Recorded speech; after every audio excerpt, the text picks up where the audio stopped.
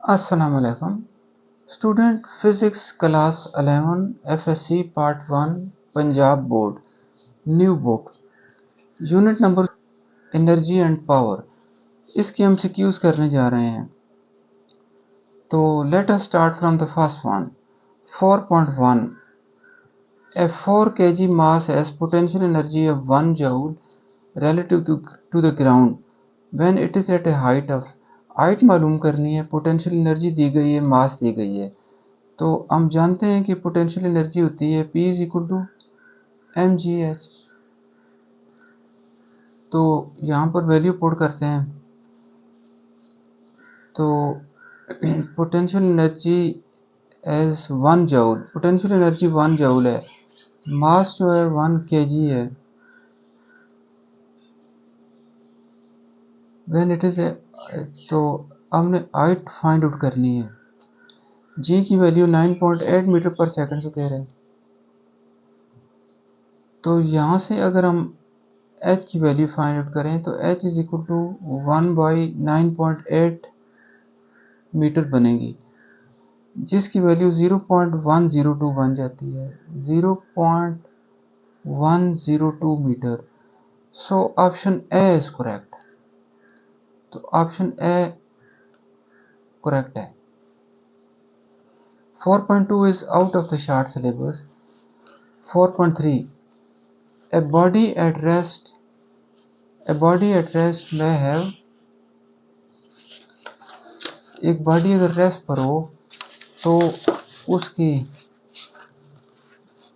में speed, velocity, momentum, energy.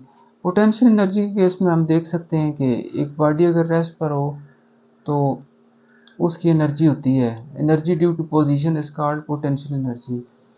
तो यहाँ पर ऑप्शन डी इज करेक्ट। 4.3 का ऑप्शन डी। तो 4.4 is out of the short syllabus. 4.5 When a ball is thrown vertically upward and then falls back to the ground, which force can be considered conservative in this scenario?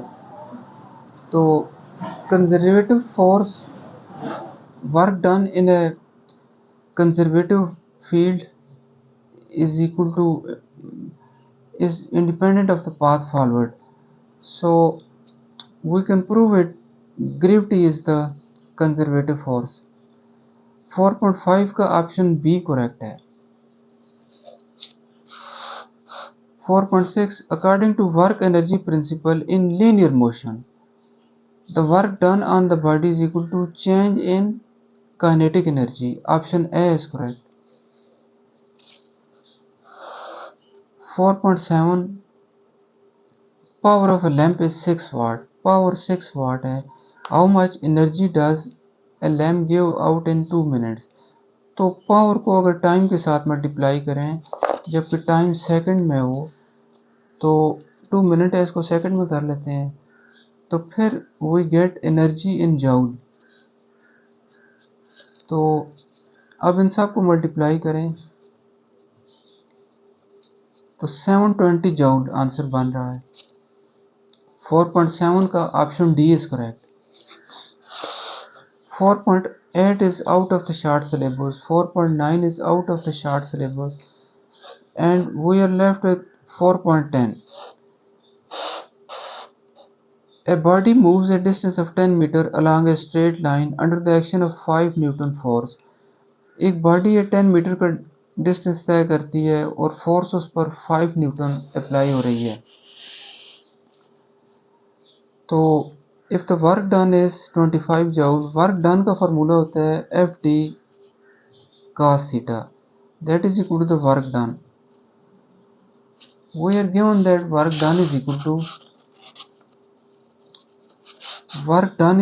25 joule,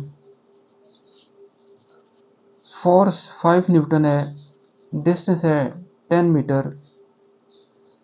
तो यहाँ से हमने angle find out करना है, multiplied by cos theta. तो ये इस तरफ आके डिवाइड हो गए, तो हमारे पास cos थीटा बन जाएगा 1/2।